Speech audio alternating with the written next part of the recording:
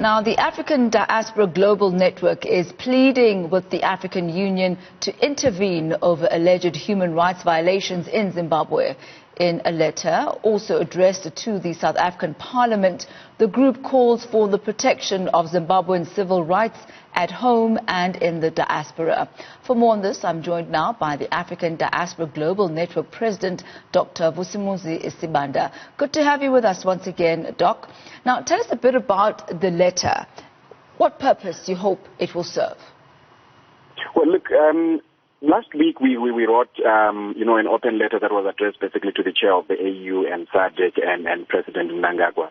Now, we know that that was not enough and we needed to make a follow-up. And it also happened that today, at about 11:30 GMT time, there would be a meeting that was held by, the African Commission on Human and People's Rights. And this is the commission that is tasked with looking at, the human rights, related issues, in the AU.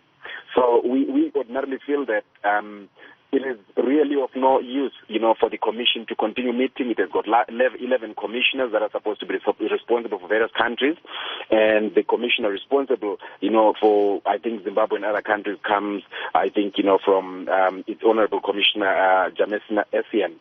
Now, what we are saying is we cannot have commissioners, that are paid on stipends, on a budget, on a yearly basis, sitting down, having meetings about human rights related issues in Africa, and yet serious violations of human rights are continuing to take place, so their role and responsibility becomes therefore very questionable.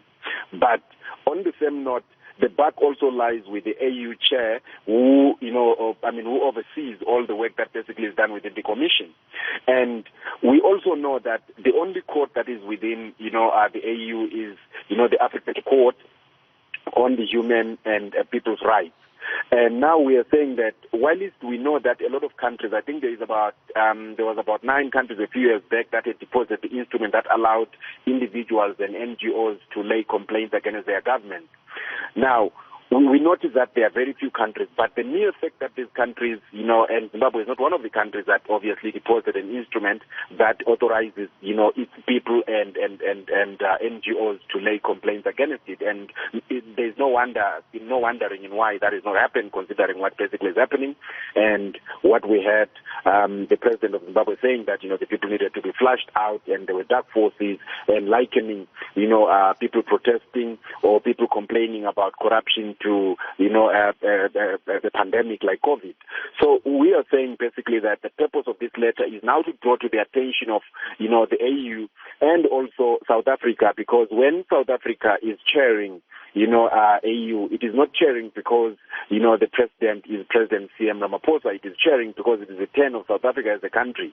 And this is the reason why we have written, to the parliament as well, to then get the parliament to say, wait a minute, we are the ones that are chairing AU now. Are we happy with what is happening, for example, in Zimbabwe? What is our take on it? So we want, the parliament to make it an agenda item. And this is the reason why we have also copied the chief whips of the big 3 political parties in South Africa, which is the ANC, the DA, and the EFF, so that if the Speaker of Parliament decides not to bring the matter up, or neglects, to bring, that letter to the attention of Parliament, we are hoping that the chief whips from, the other political parties will bring this up, because the instability of Zimbabwe is by, default, the instability of South Africa. So we want Zimbabwe to come on the agenda to ensure that the issues that are taking place in Zimbabwe are not only condemned, but Zimbabwe is taken to task or forcibly even called, to the African Court on, the Human and People's Rights. You will know now that the President, Cyril Ramaphosa, has deployed Mambale Gambete as well as Dr. Mufamari as special envoys to Zimbabwe. What do you hope that their positioning will be? What type of diplomatic ties or diplomatic progress do you hope will be made by these special envoys? Well, suffer me the skepticism, because we have seen, former Minister Mufamadi, being in Zimbabwe in 2007, and the results that came from, the various interventions that he was involved in were not really to the pleasure of the people of Zimbabwe. And we are not very hopeful, because we know the relationship that exists between, ZANU-PF and ANC is relatively not the one that makes the people of Zimbabwe very comfortable, in the sense that during, I think a few months back, we had another, team, speaking to ZANU-PF, when there were these unrest, I think just, in the election period. But that did not really come up with much. So this particular envoy is not one that can really give us a lot of confidence, considering that, it's an envoy. We cannot downplay, the fact that the president has done that, but we are really approaching it very, very cautiously, and we're not expecting a lot out of it. Remember on the 1st of August, after, when people were shot and killed, thereafter there was the Motlanthe, commission that was sent to go and, find out what is happening, at the bequest of the Zimbabwean government. But again, the outcome, of, that particular inquiry was not satisfactory, to the extent that, we still see that the government of Zimbabwe continues, to abduct people, and the courts in particular continue to deny people bail. You would wonder why a journalist, for example, would be denied bail, because the law that is applicable in Zimbabwe is Roman Dutch law, which is the same law that is applicable in South Africa, where we know that our law is always, emphasizing on personal liberty, as long as a person has not yet been found guilty, to such an extent that a person must be allowed, to be on bail. But now the journalist is not allowed to go on bail, and the reasons being given are very, very, uncertain. The proceedings yesterday were very suspect, and where, one judge writes, a judgment, the one comes and reads it, and, we're not very sure what exactly was going on. So we are quite, skeptical about the success of this particular envoy. Dr. Sibanda, the letter that you wrote is quite extensive, and you touch on many issues quoting law. But I'd like to make reference to this particular statement that you make. You talk about the role that the African Union has to play. You talk about the fact that it has to assist migrant communities globally, and that international protection of Africans and those in the diaspora has to be of paramount importance. You also ask a very pertinent question. You say, who is the custodian of these rights, the rights that are supposed to be held by migrant communities? And you say, who will enforce their protection if the state fails to do so? Unravel that questioning for us.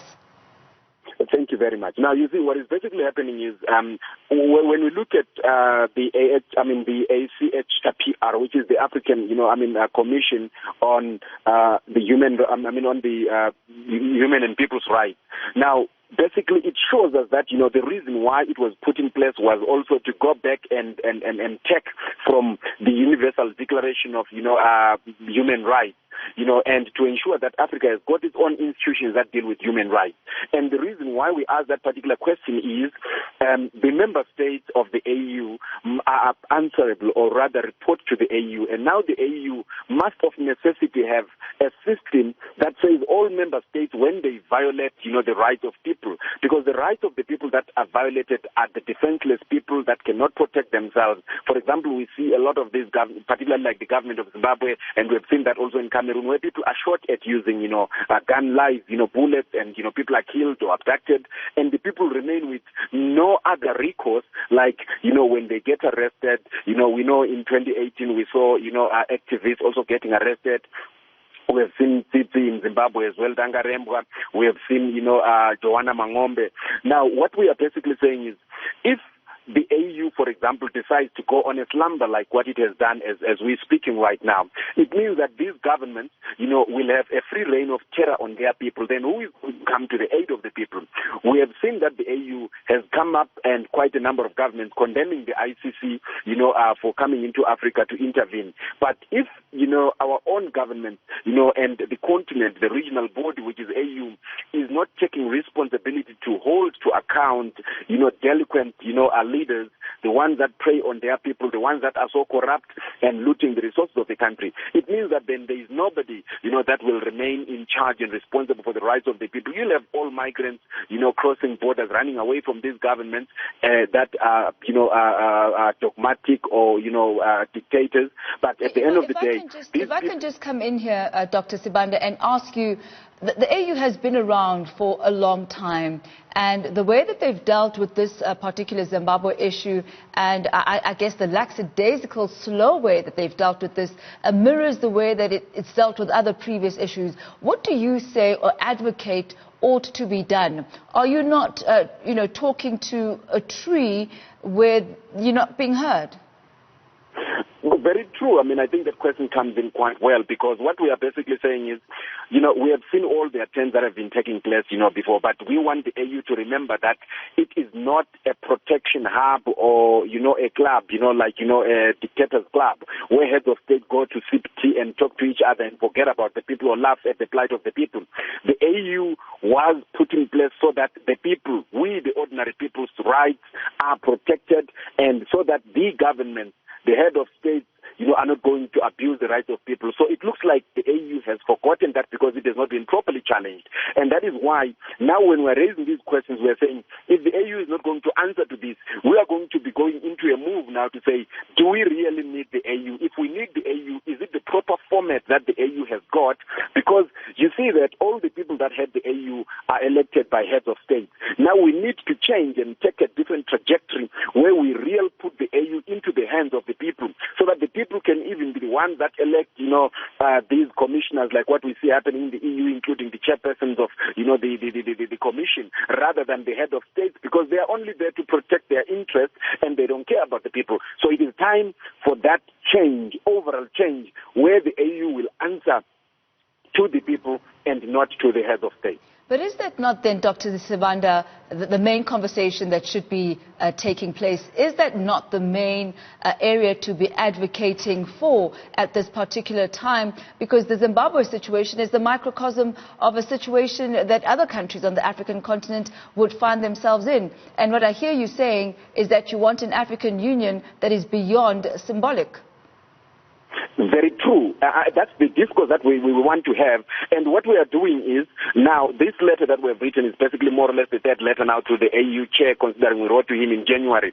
So we need to try and ensure that, look, we have, followed the procedural steps in a way to try and get them to address these issues. In failing to address these issues, we need, as the people, to take our leaders to account and say, look, this is not your responsibility. You have failed. We are removing this from, the purview of the heads of state, because the delinquent people, the real people that are a problem here, are the very same head of state. And we cannot really, of necessity and in truth, expect them to police themselves. It is generally wrong.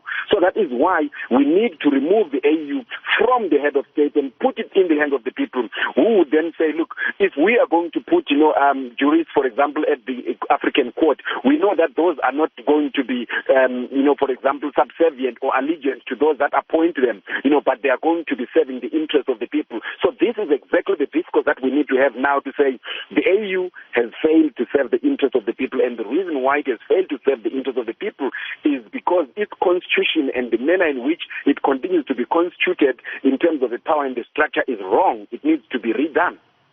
So one of the key things which you've alluded to and that you talk about here in your letter as well, you talk about commissioners, and you say that you need commissioners who must feel aggrieved to oversee and head a commission where their work is to sit and talk about things that they cannot implement. And then further down in your letter, you call for the AU to disband the commissions and to basically start appointing another process and appointing other commissioners. Where to from here, now that you have sent your letter to all of these various individual bodies and you've made the various calls that you've made in your document?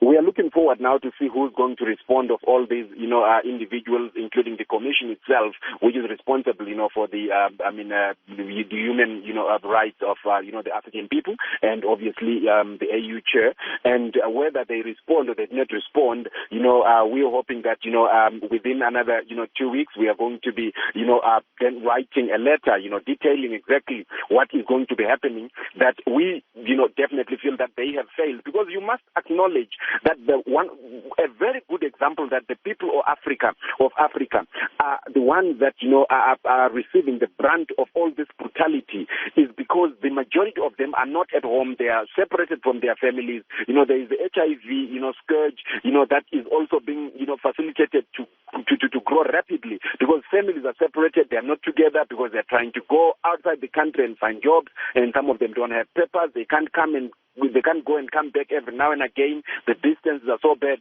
So the ordinary family unit, which the AU emphasizes its importance, is definitely being destroyed, and it's destroyed by the AU. So what we are now saying is we are going to begin engagement as we're speaking right now with various, organizations in Africa, including some organizations like, the Justice Chamber that's coming up, that includes people like PLO, Lumumba, and a few jurists in South Africa, to then say, I think it's time for us now to gather and work towards the reconstitution of the AU. If the leaders are not going to accept, the political heads are not going to accept that, then it will then make sense that, this body must then decide, how we move forward. And we suggest that if they are not going to, it means that a parallel structure that is going to function, to the interest of the people with the consultation of the people of Africa to then begin to exert its authority and rubbish what is being done by AU, because AU is failing our people. So we are really saying this is actually, a bus that has picked momentum with the migrant community and the people that work with being so sad. They are not ready to wait any more moments rather than to see a dog that's got teeth that can bite, that can take, these leaders to account. Dr. Vusi Sibanda, thank you so much for your time this afternoon. That's Dr. Vusi Sibanda, the African Diaspora Global Network president, basically calling for a reconstitution of the African Union, having sent a letter to the various commission heads, including the AU chairperson, our president, President Cyril Ramaphosa, as well as the chief whips of the ANC, the DA, as well as the EFF, among others. Also on that list is the Speaker of the Parliament of Zimbabwe, as well as the President himself.